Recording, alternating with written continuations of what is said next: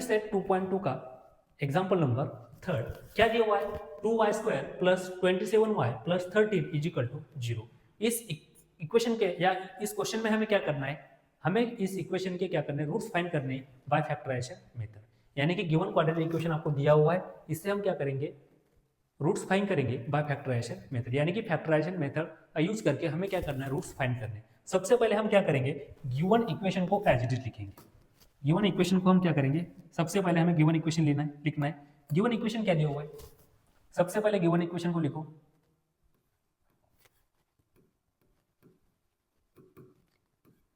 Given equation क्या दिया हुआ है, 2y² plus 27y plus 13 is equal to 0। सबसे पहले मैंने आपको क्या बताया था, हमें क्या करना है, गिवन इक्वेशन को स्टैंडर्ड फॉर्म में राइट डाउन करना है। लेकिन अगर आपने गौर से देखा तो given equation is already is in the standard form. Given equation already standard form मध्ये दिलेलं आहे, म्हणजे याला परत परत स्टँडर्ड फॉर्म मध्ये लिहिण्याची गरज आहे का, नाही। गिवन इक्वेशन स्टँडर्ड फॉर्म मध्ये आहे, जशा तसा लिहून टाका। सेकंड स्टेप हमें क्या करना है, प्रोडक्ट निकालना है किसका, coefficient of x square and constant का। म्हणजेच काय, ए आणि सी ह्या दोघांचा आपल्याला काय फाइंड करायचं आहे, प्रोडक्ट। इथं ए ची व्हॅल्यू किती आहे, ए ची व्हॅल्यू किती आहे 2 आणि सी ची व्हॅल्यू किती आहे 30। या दोघांचा काय करून घ्यायचं, अगोदर प्रोडक्ट फाइंड करून घ्यायचं।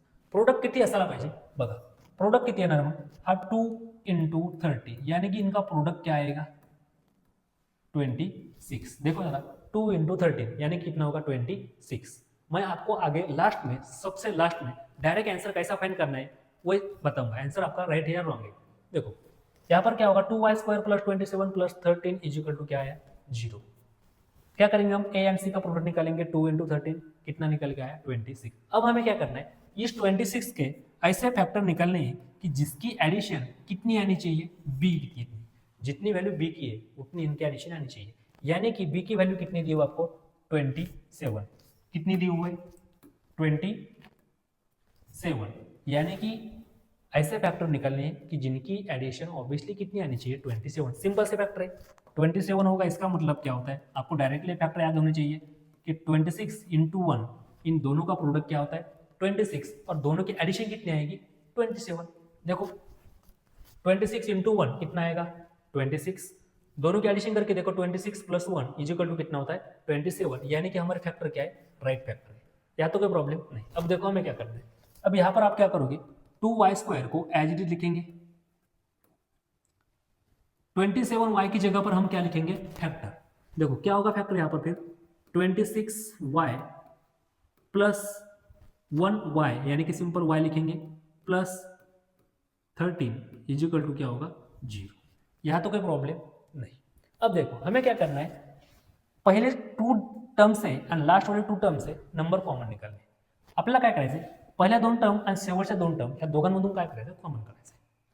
पहिल्या 2 टर्म आणि शेवटच्या 2 टर्म दोघांमधून काय करणार आहे, कॉमन काढणार आहे। तो कॉमन काय निघतोय बघा, पहिल्या 2 टर्म मधून कॉमन काढणार आणि लास्ट वाल्या 2 टर्म मधून काय करायचं, आपल्याला कॉमन काढायचं आहे। तर पहिल्या 2 टर्म मध्ये कॉमन काय दिसते, 2y मी कॉमन घेऊ शकतो। जर का मी इथून 2y कॉमन घेतला तो ऑब्वियसली ब्रॅकेट मध्ये काय राहणार आहे, 2y जर कॉमन घेतला तर 2 कॉमन घेतलेला आहे, 2y² आहे त्यापैकी y कॉमन घेतला म्हणजे ऑब्वियसली ब्रॅकेट मध्ये काय राहणार आहे y प्लस 26y मधून 2y कॉमन घेतलेला आहे म्हणजे ऑब्वियसली इथं काय राहणार आहे बाकी 13। 26y मधून 2y कॉमन घेतला काय राहणार आहे 13 प्लस सिंपल आहे, इथं जो ब्रॅकेट तयार होणार आहे हाच ब्रॅकेट समोर तयार व्हायला पाहिजे। किंवा या दोघांमधून काही कॉमन निघते का, नाही निघत, म्हणजे ऑब्वियसली हा काय राहिला, काहीच कॉमन निघाले म्हणजे काय कॉमन घेणार आपण, ज्यावेळेस कोणताही नंबर कॉमन निघणार नाही तर ऑब्वियसली त्यावेळेस कॉमन काय घ्यायचं 1। मग इथं काय राहिला y plus 13 is equal to काय होणार आहे 0। इथपर्यंत काय अडचण नाही। आता बघा दोघांमधून काय कॉमन दिसते, परत दोघांमध्ये कॉमन काय आहे, इथं y प्लस 13, यहाँ पर भी क्या है y प्लस 13। यानी कि y प्लस 13 अगेन हम क्या निकालेंगे कॉमन। अगर हमने y प्लस 13 को कॉमन निकाला, y प्लस 13 परत कॉमन घेतलेला आहे म्हणजे ऑब्वियसली ब्रॅकेटमध्ये काय राहिला बाकी, y प्लस 13 कॉमन घेतला, ब्रॅकेटमध्ये काय राहतो बाकी 2y प्लस समोर काय राहणार आहे हा इथला 1 इज इक्वल टू काय आला 0। इथपर्यंत काय अडचण नाही।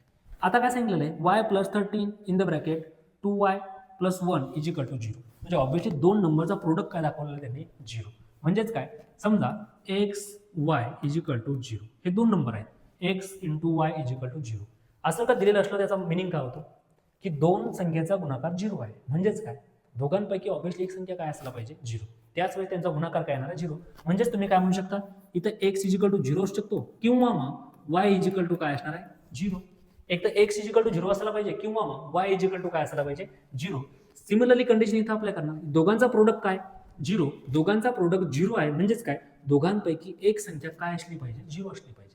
अगर दोनों का प्रोडक्ट आपको 0 बताया हुआ है, इसका मतलब क्या होता है, दोनों में से एक नंबर क्या होना चाहिए 0 होना चाहिए. लेकिन कौन सा नंबर 0 है आपको मालूम है क्या, नहीं. यानी कि आप यहाँ से सिंपल क्या लिख सकते हैं, ये भी नंबर 0 हो सकता है या फिर ये भी नंबर 0 हो सकता है. यानी कि हम यहाँ से क्या लिखेंगे, y प्लस 13 इजिकल टू क्या होगा 0.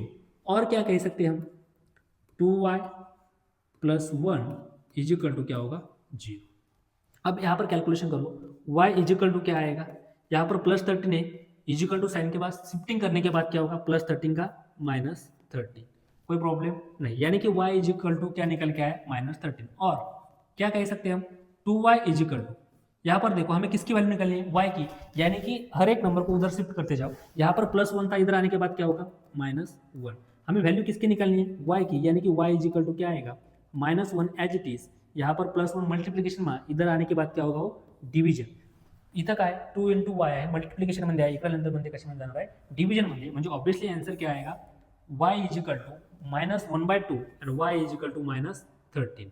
इथपर्यंत काय अडचण नाही, दोन्ही पण काय आले तुमचे आन्सर. म्हणजेच काय, x is equal to -13 and x is equal to -1/2 are the roots of the given quadratic equation. यहाँ तो कोई प्रॉब्लम नहीं है, यहाँ तो कोई प्रॉब्लम नहीं. अब देखो आगे देखो,